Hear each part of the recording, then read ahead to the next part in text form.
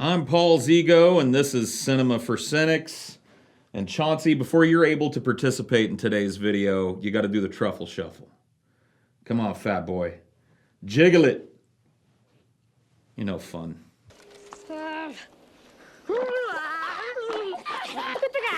Anyway, wanted to talk a little bit about the Goonies today. Not necessarily a review, but more of a look at the film from somebody that's seen it an insane amount of times and kind of the crazy thoughts that I've come up with about it. In case none of you have ever seen the Goonies, here's a basic recap of the plot. It follows a group of kids whose neighborhood, they're all friends, and their neighborhood is going to be sold to a bunch of rich assholes to make a golf course on. And they go on this adventure to try and save their home, to raise enough money to purchase the land and keep these people from turning their homes into a golf course. And they do that by tracking down pirate treasure in their little town. You guys, this map is old news. Everybody and their grandfather went looking for that when our parents were our age. I mean, haven't you ever heard of that guy? What's his name? The pirate guy. One-Eyed Willie. I first saw this movie when I was a young kid, probably around 8 or 9 years old. And I saw it at my friend John's house. He had it on VHS. And I remember seeing it for the first time, and I just wanted to watch it again. And we did. In fact, I used to watch that movie almost every time I was over at John's house. I was obsessed with it, and I wanted to learn as much about it as I could as a kid. It really was the first movie that captured that in me. It's something that I still do to this day, but The Goonies was really the movie that I kept dipping back to over and over and over again, almost obsessively. And I think that the reason for that is because of what the movie is really about. It's not really a movie about a bunch of kids that find a pirate treasure. It's a movie about what it's like to be a kid and use your imagination.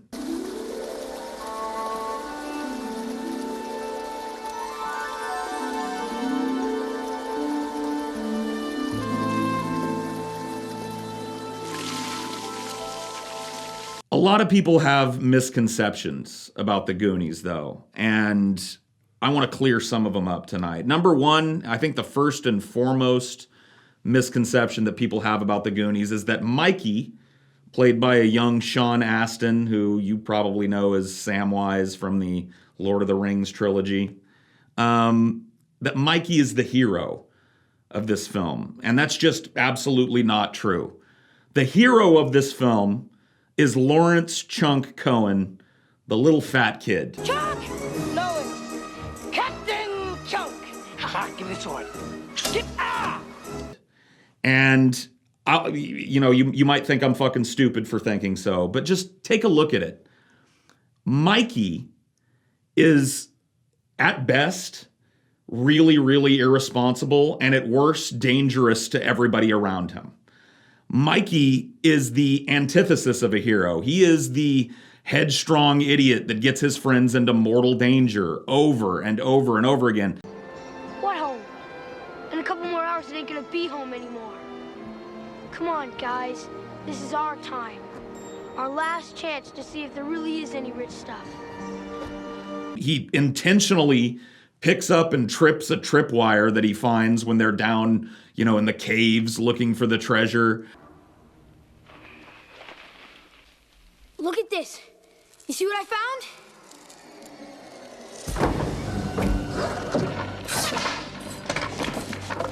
found? He also sets off another trap after convincing his friends not to ride the bucket up to safety. There's a wishing well, and all of these kids who are being chased down by these psychopathic fucking crime family killers, the Fratellis, they could just ride up the bucket and be safe from this. But Mikey convinces everybody to stay in this fucking hall of horrors that One-Eyed Willie the pirate created, filled to the brim with horrible traps. He gets people almost killed more than anybody in this film. How do you call that the hero? The hero of this film is Chunk. Chunk knows from the get-go that this isn't a good idea. If you watch this movie from the very start, Chunk is saying, guys, it's getting late. We should all probably fucking go home. Mom's gonna be making dinner. Mikey,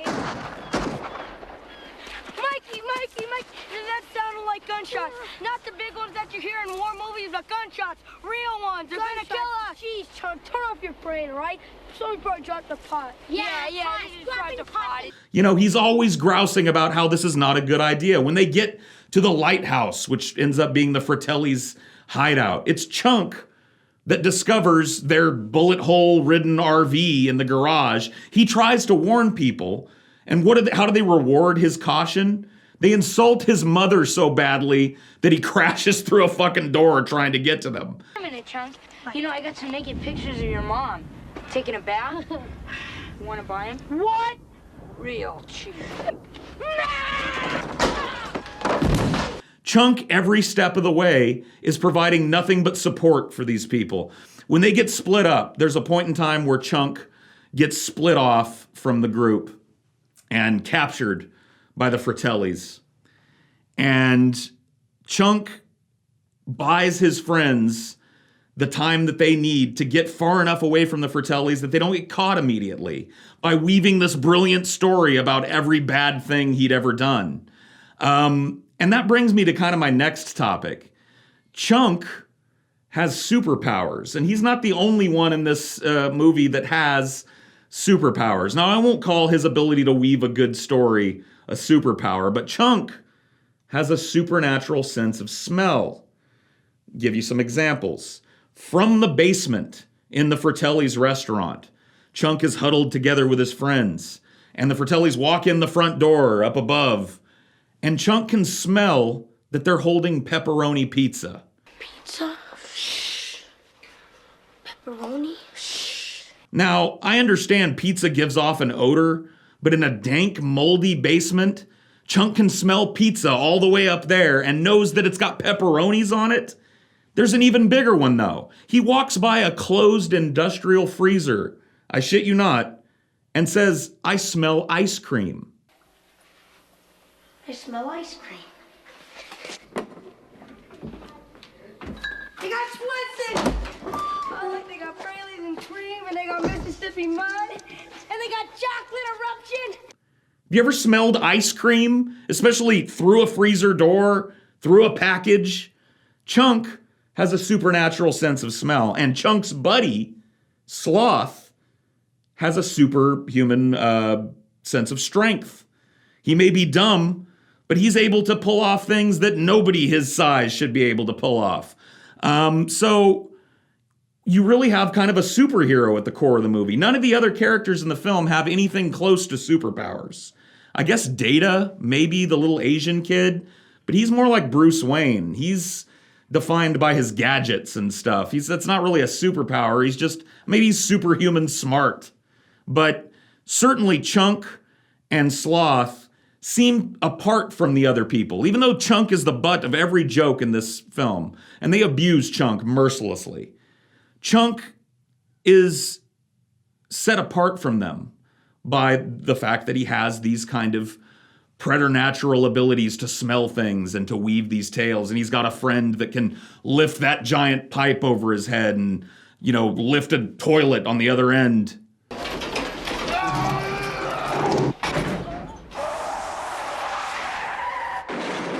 There's a love story in Goonies, and you'd think it's between Josh Brolin, the older brother of Mikey, and Andy, the girl, the love interest in that. But that love story is played down to the point where at one point Andy makes out with Mikey, who's like 10 years old, and doesn't even know the difference. It's obvious, teenage puppy love. But there is a love story at the core of the Goonies, and it's between Chunk and Sloth. Chunk and Sloth have the best love arc in the film. They meet each other, they don't know what to think of each other, and they slowly become friends, and it culminates at the end of the film in Chunk looking Sloth right in the eyes and saying, I want you to come home with me because I love you. Sloth, you're gonna live with me now.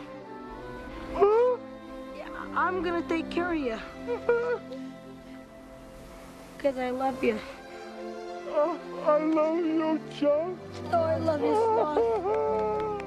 Now, I'm not saying what kind of love this is. Maybe it's a family kind of love.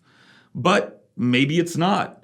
Maybe Chunk is a little fat gay kid, and he's found in Sloth a person who is different in the same ways, or maybe different in different ways than he is. Another outsider. Let's talk about the ending of the Goonies real quick.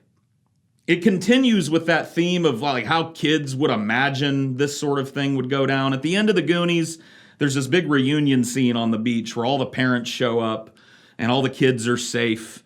And, a few things happen on the beach that I think bear some scrutiny. Number one, Chunk goes to his parents with Sloth, a giant mongoloid fucking freak, and convinces them in the course of one little conversation on the beach after being missing for a whole day that this giant man is going to come live with them. And then Mikey produces a marble bag filled with loot from the pirate ship. And that is ostensibly the money that's going to be used to save their neighborhood from the evil rich fucks. I don't think that Mikey would have been allowed to keep those gems. This giant pirate ship was found on public land. I think it would be declared a historical site. I mean, what they do on that pirate ship culminates in it being launched out to sea. They disturb and trip traps and disturb a historical site. I don't think that Mikey's dad is going to be allowed to ham-fistedly sell 2 handfuls of, Spanish pirate treasure on the open market to save his house. I think that stuff is going to be confiscated and taken to a museum where it belongs. So even in the end, the Goondocks would be sold. But see, that brings me to my ultimate kind of theory on the Goonies. I think that the Goonies takes place inside of Chunk's head. I think that the Goonies is a childhood fantasy from Chunk about starting with the beginning where, he's just fucked on by all his friends, and culminating in the end where he saves all his friends. I think that he is imagining a way that he could contribute to this problem that all his friends are being split up. I think that the only thing that really happens in the film is that Chunk sees the Fratellis drive by, the police chase at the beginning of the film, and he imagines how that could parlay into this grand adventure. That's why the ending doesn't make sense in a logical way. That's why, Mikey and his dad are allowed to keep a fistful of fucking rare, precious, historical diamonds and rubies and emeralds and gold chains and coins and shit. Because that's what a kid would think you do. You find pirate treasure, you get to keep it. But things don't work out that way in the real world. And I don't think that the Goonies is trying to portray something happening in the real world. I think it's trying to be ultimately evocative of what it's like to be a kid and run around the neighborhood with your friends with, backpacks on and pretend you're Ghostbusters and shit. And that really is why I think the Goonies is a special movie to me. If you haven't seen it, I recommend you check it out. And before I let you go, make sure you check out the series that TJ and I do here on the channel called Pitch Wars. We sit down and each of us comes up with a unique pitch for a movie, and we battle head to head, involving you guys, of course, in deciding who wins. A poll is done after every video. You guys get to contribute that. You get to contribute ideas. It's really a way for us to kind of get together and involve you guys in some of the content. So if you haven't checked out Pitch Wars, check it out. And if you haven't done so already, like, subscribe, favorite this video, tell your friends about it, do the truffle shuffle, and I'll see you next time. Peace.